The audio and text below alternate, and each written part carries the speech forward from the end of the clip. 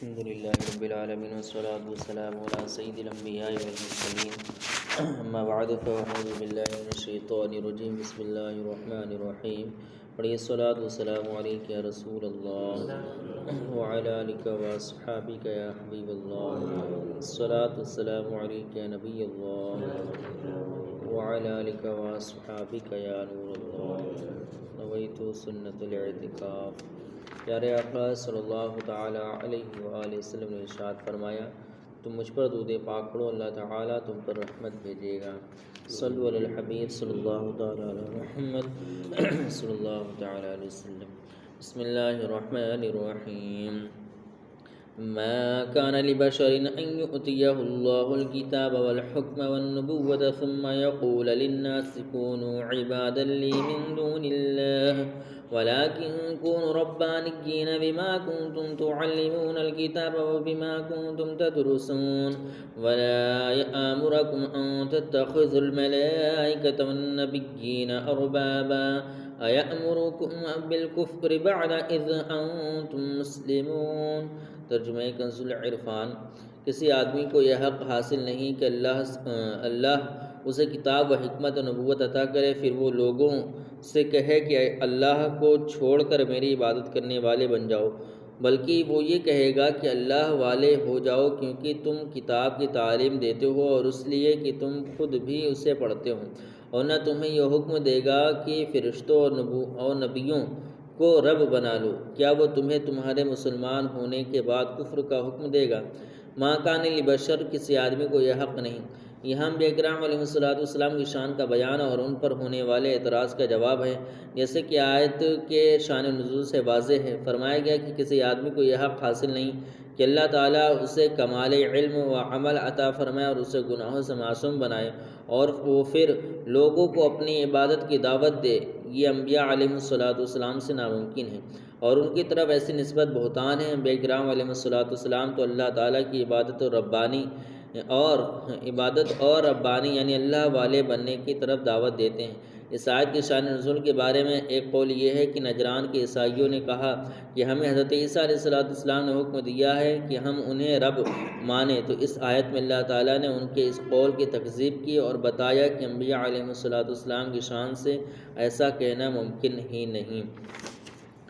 جبکہ دوسرا قول یہ ہے کہ ابو رافع یہودی اور ایک عیسائی نے رسول کریم صلی اللہ علیہ وسلم سے کہا، اے محمد صلی اللہ علیہ وسلم، آپ چاہتے ہیں کہ ہم آپ کی عبادت کریں اور آپ کو رب مانیں؟ حضور صلی اللہ علیہ وسلم نے فرمایا، اللہ عز و جل کی پناہ کہ میں غیر اللہ کی عبادت کا حکم کروں، نہ مجھے اللہ عز و جل نے اس کا حکم دیا اور نہ مجھے اس لیے بھیجا ہے۔ آیت میں ربانی کا لفظ مذکور ہے۔ ربانی کے معنی نہایت دیندار، عالم، بعمل اور فقیہ کے ہیں۔ اس سے ثابت ہوا کہ علم و تعلیم کا ثمرہ یہ ہونا چاہیے کہ آدمی اللہ والا ہو جائے، جسے علم سے یہ فائدہ نہ ہو اس کا علم ضائع اور بیکار ہے۔ وَإِذْ أَخَذَ اللَّهُ مِيثَاقَ النَّبِيِّينَ لَمَا آتَيْتُكُم مِّن كِتَابٍ وَحِكْمَةٍ ثُمَّ جَاءَكُمْ رَسُولٌ مُّصَدِّقٌ لِّمَا مَعَكُمْ لَتُؤْمِنُنَّ بِهِ وَلَتَنصُرُنَّهُ قَالَ أَأَقْرَرْتُمْ وَأَخَذْتُمْ عَلَىٰ ذَٰلِكُمْ إِصْرِي قَالُوا أَقْرَرْنَا قَالَ فَاشْهَدُوا وَأَنَا مَعَكُم مِّنَ الشَّاهِدِينَ فَمَن تَوَلَّىٰ بَعْدَ ذَٰلِكَ فَأُولَٰئِكَ هُمُ الْفَاسِقُونَ۔ ترجمہ کنز العرفان۔ اور یاد کرو جب اللہ نے نبیوں سے وعدہ لیا کہ میں تمہیں کتاب اور حکمت عطا کروں گا، پھر تمہارے پاس وہ عظمت والا رسول تشریف لائے گا جو تمہاری کتابوں کی تصدیق فرمانے والا ہوگا، تو تم ضرور اس پر ایمان لانا اور ضرور اس کی مدد کرنا۔ اللہ نے فرمایا، اے انبیاء، کیا تم نے اس حکم کا اقرار کر لیا اور اس اقرار پر میرا بھاری ذمہ لے لیا؟ سب نے عرض کی، ہم نے اقرار کر لیا۔ اللہ نے فرمایا، تو اب ایک دوسرے پر بھی گواہ بن جاؤ، اور میں خود بھی تمہارے ساتھ گواہوں میں سے ہوں۔ پھر جو کوئی اس اقرار کے بعد روگردانی کرے گا تو وہی لوگ نافرمان ہوں گے۔ وَإِذْ أَخَذَ اللَّهُ مِيثَاقَ النَّبِيِّينَ، اور یاد کرو جب اللہ نے نبیوں سے وعدہ لیا۔